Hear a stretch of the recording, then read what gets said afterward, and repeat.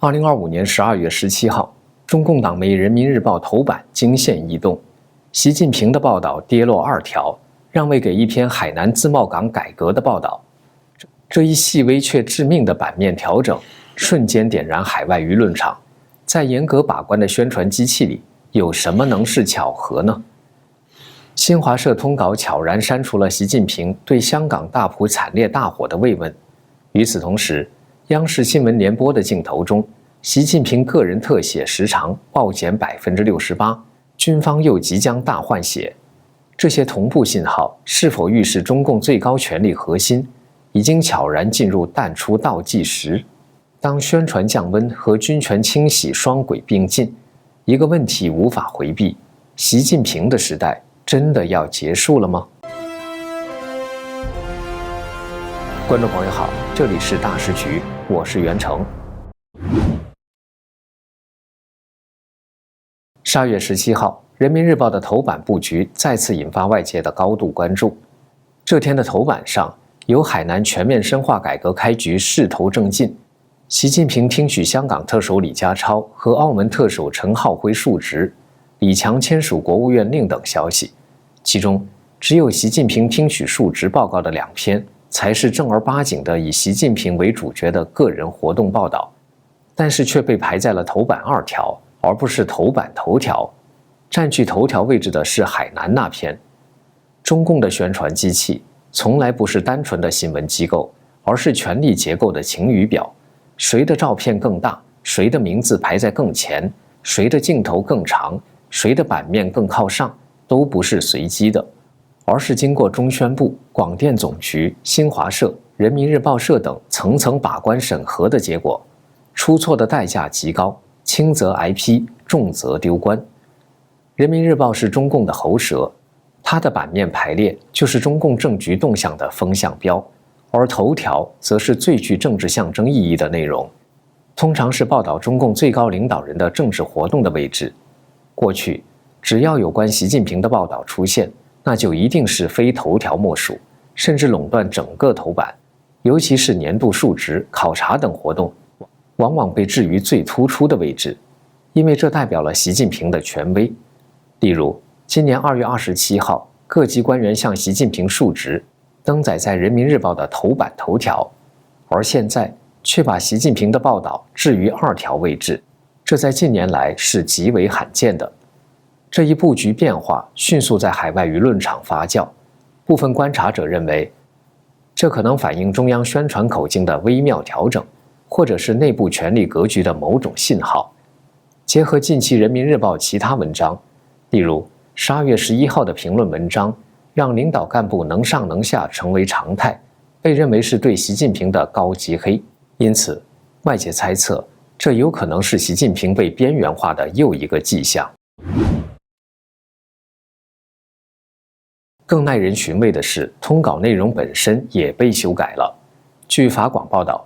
习近平在会见李家超时，在开场约5分钟的讲话中，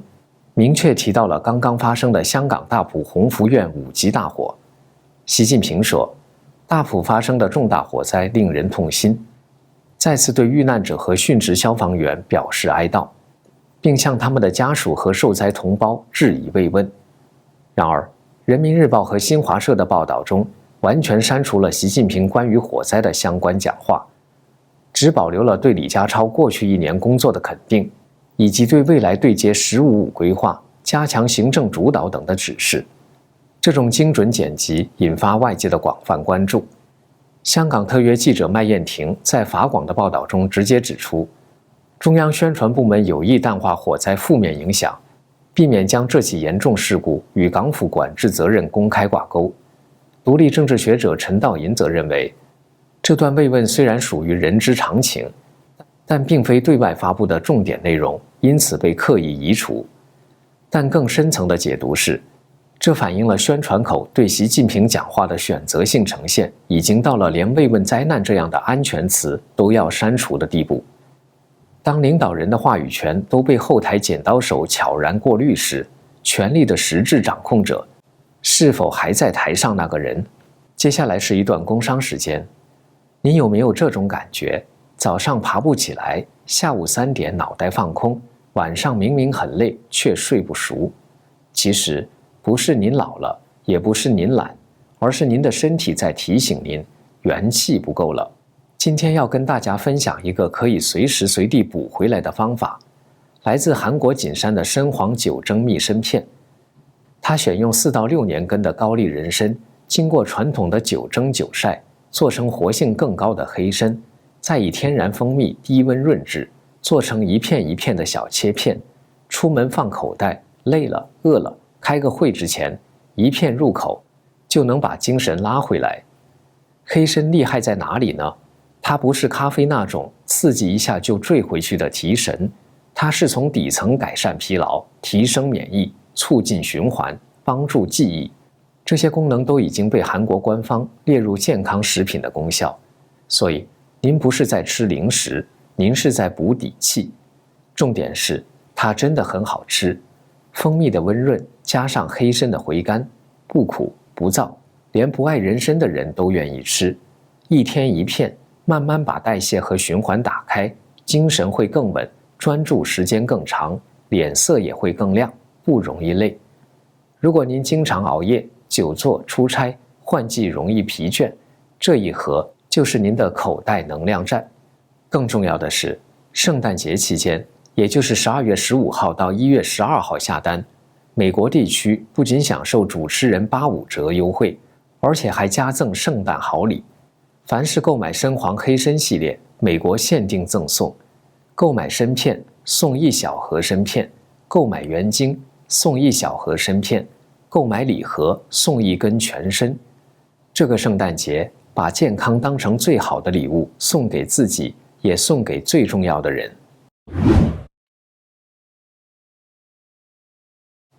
如果说报纸版面和通稿内容还可以辩解为布局调整，那么中共中央新闻联播中的镜头分配就几乎无法掩盖了。据看中国梳理，2024年12月中央经济工作会议的新闻联播报道中，习近平的个人镜头累计长达29秒，包括多次长达6秒的特写镜头，远超其他政治局常委每个人精准3秒的镜头时长。这符合过去几年习核心宣传的放大风格。但是2025年同一会议的报道，习近平的个人镜头总时长骤降到只有11秒，比去年大幅缩减68%，单次特写最长不超过3秒，甚至有的镜头已经少于3秒。而其他6位政治局常委李强、赵乐际、王沪宁、蔡奇、丁薛祥、李希的个人镜头依然是每人精准的3秒，1秒不差。这种变化极其显眼。众所周知，新闻联播的剪辑有严格的内部规范，常委镜头时长、顺序、切入点都有时间表，误差以帧计算，1秒等于25帧。因此，能出现如此大幅却又精准的缩减，绝非剪辑师的个人行为。海外观察者把这个称为淡出，让一个政治人物以不引人注意的方式逐渐从画面中消失。这在中共的历史上也是常用的手法。例如1978年到1981年间，华国锋正是以类似的方式被逐步边缘化，从镜头缩减、版面后移，到最终完全退出政治舞台。在中共的政治体系中，大多最高领导人的退场，很多都不是一夜翻篇，而是一个漫长而克制的淡化过程。这个过程最早发生，也最清晰可辨的信号，往往不是人事文件，而是宣传口径的变化。中共对外叙事的基本原则是稳定压倒一切，因此，当一位最高领导人尚未正式退位，但权力已经开始被重新分配，或者他的政治地位出现不确定性时，宣传系统的首要任务不是揭示变化，而是消解冲击。具体的手法只有一个：不否定、不批判、不解释，而是逐步降低存在感。这种降温式处理在中共历史上并不陌生，华国锋就是中共历史上最典型的被淡化退场的案例。1976年毛泽东死后，华国锋一度集党政军大权于一身，是名义上无可争议的最高领导人。1977年前后，党媒对华国锋的报道仍然是高度个人化的。英明领袖华主席、华主席指示频繁出现在《人民日报》的头版。但是从1978年开始，一个变化悄然发生，华国锋没有被点名批判，也没有被公开质疑，但他在报纸上的位置、频率、分量开始明显下降。具体的表现包括：头版不再凡事必提华国锋，更多是以中央、党中央替代；重要会议的报道中，华国锋不再是唯一中心人物，讲话全文减少，转为摘要；负面或争议性的议题中，刻意避免与华国锋绑定。到1980至1981年，虽然华国锋仍然挂着中央主席的头衔，但在舆论场中已经几乎不可见。最终，当他正式辞去职务时，对社会来说并非突发事件，而是一个早有心理准备的结果。换句话说，华国锋不是被打倒的，是被慢慢写没的。胡锦涛在退位前也经历了一个去个人化、为权力交接降噪的阶段。在胡锦涛执政后期，尤其是18大前后，党媒开始明显减少对胡锦涛个人的突出描写，转而强化集体领导、党中央统一部署的叙事方式。他出席活动仍被报道，但标题和版位不再一律居中，讲话不再大篇幅全文刊登，而是压缩为要点。这种处理方式也是在为权力过渡降低环境噪音。最终，胡锦涛裸退虽然在当时引发关注，但在宣传层面早已经通过提前去个人化完成了铺垫。江泽民晚期也经历了这样一个类似的退场报道阶段。把这3个人放在一起看，你会发现一个非常稳定的中共内部规律：在最高领导人正式退位之前，中共不会通过政治定性来处理它，而是通过宣传降级来提前铺垫。把这套历史经验对照当下中共官媒对习近平报道中所呈现出的系统性弱化，从版面位置、出镜时长到叙事切割，一个无法回避的问题也随之浮现。这是否意味着习近平正在经历一种类似的政治阶段？也就是在尚未出现明确人事安排之前，权力结构已经开始发生调整，而宣传系统正在为某种权力过渡提前铺垫。如果说宣传系统反映的还是风向，那么军队系统反映的就是实权了，而恰恰是在军方层面，近1年多来出现的变化比宣传口径更为集中，也更为剧烈。2025年12月15号，14届全国人大常委会第56次委员长会议决定，第19次常委会会议将审议一项关键议案，中央军事委员会提请审议批准增补解放军和武警部队选举委员会组成人员。这个选举委员会看似冷门，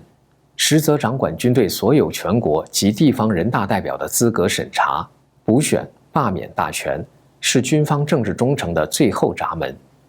其成员由全国人大常委会批准，任期本应每5年一届。上一次完整名单于2022年12月底公布，共11人。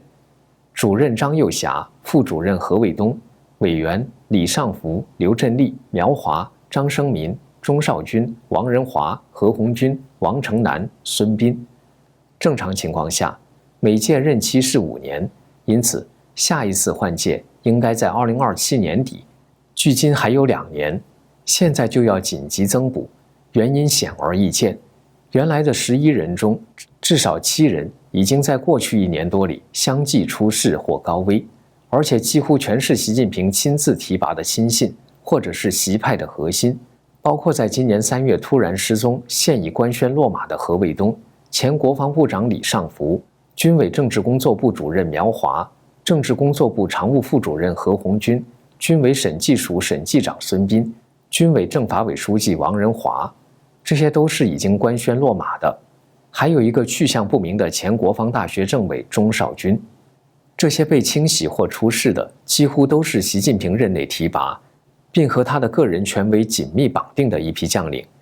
剩下的只有军委副主席张又侠，刚在4中全会升任军委副主席的张生民，政治工作部副主任王成南和军委参谋长刘振立。这意味着，这个掌控军队选举大权的关键机构即将迎来一次史无前例的大换血，换掉的多数正是习近平一手安插的亲信，而新补充的人选，按照海外分析，极大概率不会是习派将官。历史上，军队选举委员会成员频频落马，并非新鲜事。2007年一届有郭伯雄、徐才厚等后来落马，2012年一届有房逢辉、张扬、魏凤和等。但是像这一回这样，在任期未满的情况下批量清洗，而且几乎清一色地指向习派，前所未有。